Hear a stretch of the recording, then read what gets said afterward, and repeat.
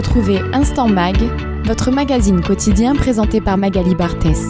Ce soir, ce n'est pas chacun de vous qui est endeuillé, mais bien toute la communauté juive de Marseille. Tels ont été les mots de Marc Meimoun qui introduisait cette soirée de recueillement à la mémoire de tous ceux qui, en 2024, ont pris le chemin du Gan Eden. Le Rav Yonatan Sfadj est en charge de la Hevra Kadisha, le dernier devoir, les inhumations et le rite funéraire au sein du consistoire israélite de Marseille. On ne mesure peut-être pas assez l'importance de ce groupe de personnes qui signifie littéralement groupe de la sainteté pour une famille confrontée à la douloureuse épreuve du deuil. Si on remonte dans le temps, lorsqu'il y avait un décès dans un village, dans une ville, tous les juifs donc, de la ville en question devaient arrêter de travailler et venir immédiatement auprès du corps pour savoir comment ils peuvent apporter leur participation pour s'occuper du défunt. Donc de protéger, de garder le défunt jusqu'à la mise en terre et tout ce qui s'ensuit. Et donc pour permettre justement à tous les juifs de continuer leur travail et ne pas être là tout de suite à fermer les magasins, annuler leur clientèle pour venir savoir qu'est-ce qui se passe et comment ils peuvent se rendre utiles, eh bien a été mise en place ce qu'on appelle la Hevra Kadisha, le groupe saint. Le groupe saint, encore une fois, ce sont des personnes qui donnent de leur temps, qui donnent de leur participation et qui vont s'occuper essentiellement du défunt, d'accord ?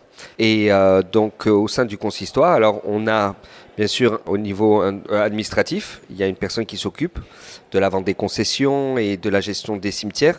Et en parallèle, il y a le plan religieux dont je fais partie et je suis donc celui qui est référent auprès bien sûr du grand rabbin de Marseille qui chapeaute et qui impulse tout ça. Mais donc j'ai le rôle de m'occuper entre autres des inhumations et du bon respect de la cérémonie, du déroulé de la cérémonie et du deuil. Donc cette cérémonie, la date n'a pas été choisie au hasard, 9 janvier. Nous pratiquons 5 jeûnes dans l'année, un d'entre eux s'appelle le Distevet et celui-ci se passe demain, vendredi. En général, on se réunit, on se regroupe à la synagogue et on fait cette cérémonie, ce qu'on appelle la soirée des endeuillés, le Distevet. Mais là pour le coup, comme c'est le vendredi, et que l'idée à l'origine était de se réunir et de casser le jeûne ensemble en vérité. Donc suite aux prières, à la prise de parole et la mention des noms des disparus, après quoi on se retrouvait là, la salle, pour la collation. Et la collation, l'idée c'est pas de manger pour manger, c'est à travers les aliments, eh bien, on provoque la bénédiction. Donc c'est une fois de plus pour proclamer le nom de Dieu et ça permet l'élévation de l'âme des disparus. Et comme demain c'est vendredi, le jour du 10 Tevet, donc on a devancé à ce soir. Donc en hébreu, nous sommes le 9 Tevet. Et comme un hasard, les choses sont faites que c'est la commémoration de l'assassinat des Juifs de l'Hypercacher. Donc ça tombait bien finalement, puisque voilà, donc on a mentionné les actes terroristes et les Juifs assassinés à l'Hypercacher en question. Donc ils ont été mentionnés pendant la cérémonie. On a associé également les victimes parmi les soldats d'Israël, de Tzahal. On a pensé fortement aux otages décédés et ceux qui sont en vie et on espère rapidement leur retour. Donc on a associé toutes ces personnes et pour voilà, encore une fois, penser rapidement à leur libération. On s'adapte à toutes les différentes familles, celles qui sont pratiquantes, celles qui sont moins engagées dans la religion, dans la pratique juive. Et bien ça, c'est dès qu'on va arriver, dès qu'on va rencontrer les familles, on va sentir un petit peu de quoi il s'agit. Et on va forcément adapter, on ne va pas donner des recommandations et des consignes lorsqu'il s'agit d'une famille pratiquante et une famille peut-être moins pratiquante, moins engagée. Donc on va leur donner l'essentiel des lois du deuil et voilà, on respecte chacun au niveau de sa religiosité, où est-ce qu'il se situe et on essaye de les faire avancer un petit peu. Ce qui est intéressant, c'est qu'on peut trouver des familles qui ne sont pas du tout dans la pratique, je parle au quotidien, mais dès qu'il s'agit du décès d'un proche, alors là, voilà, donc comme par magie, tout le monde veut faire le meilleur et vraiment aller dans les détails et selon les recommandations strictes de la loi juive et conformément à d'autres traditions. Donc la question, elle est censée, comment faire et s'adapter face à différentes familles. Mais encore une fois, même les personnes loin, au moment du décès, ils mettent vraiment un point d'honneur, ils mettent l'accent sur la pratique. Un office, une lecture des psaumes, les Teilim et naturellement le Kaddish, la prière du deuil, ont été proposés aux familles pour l'élévation de l'âme de leurs proches. Le rabbin Saba officie à la grande synagogue de Marseille, Beit Yosef, le lieu même de cette cérémonie de recueillement. Les familles, peu importe leur degré de religiosité, il y a une implication, c'est ça qui est important. Ce qu'on remarque, c'est que certes, le point, on va dire, commun un petit peu de presque toutes ces familles, c'est que d'une manière ou d'une autre, elles se retrouvent, il y a une sorte d'élan qui vient et qui les amène plus ou moins souvent, selon, encore une fois, c'est très personnel, mais à la synagogue, ou bien qui les amène à faire des choses qu'elles ne faisaient pas auparavant, ou bien d'un éveil qui est de se rapprocher d'un lieu qui n'est pas un lieu par vocation, qui est un lieu mortuaire. La synagogue n'est pas un lieu mortuaire, il n'a rien de cela dans son caractère, et pourtant c'est ici qu'on vient pour dire le Kaddish.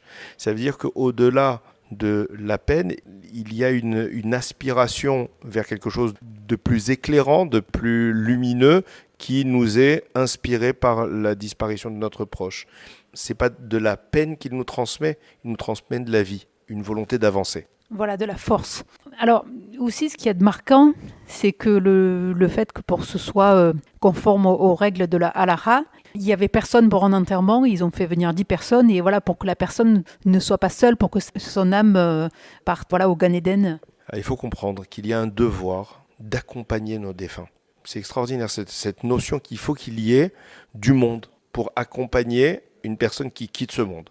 C'est le fait de demander qu'il y ait 10 personnes, c'est-à-dire en fait constituer un minyan. Un minyan, c'est une communauté.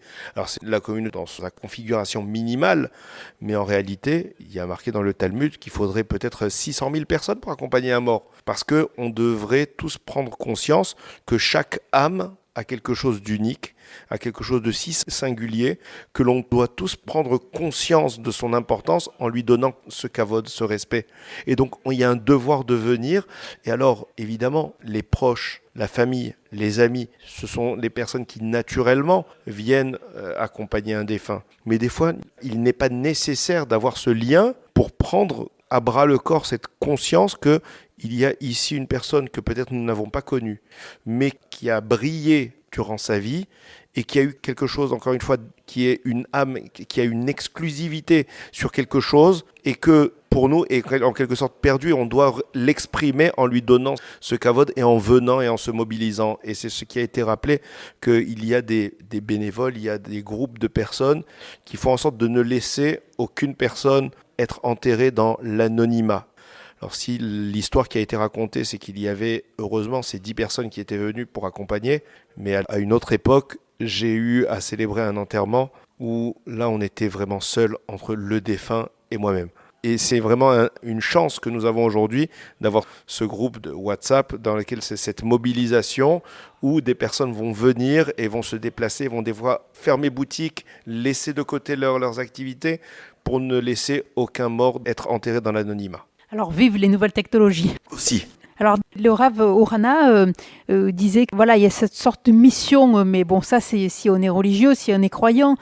Le dire pour une personne âgée, mais par exemple, le dire à quelqu'un de beaucoup plus jeune qui est mort suite à un accident, où on a du mal à comprendre que la mission maintenant est dans l'au-delà.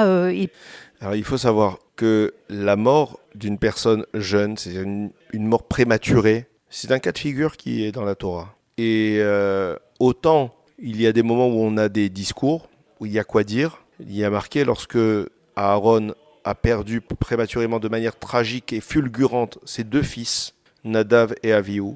Ils sont morts en un coup d'un éclair.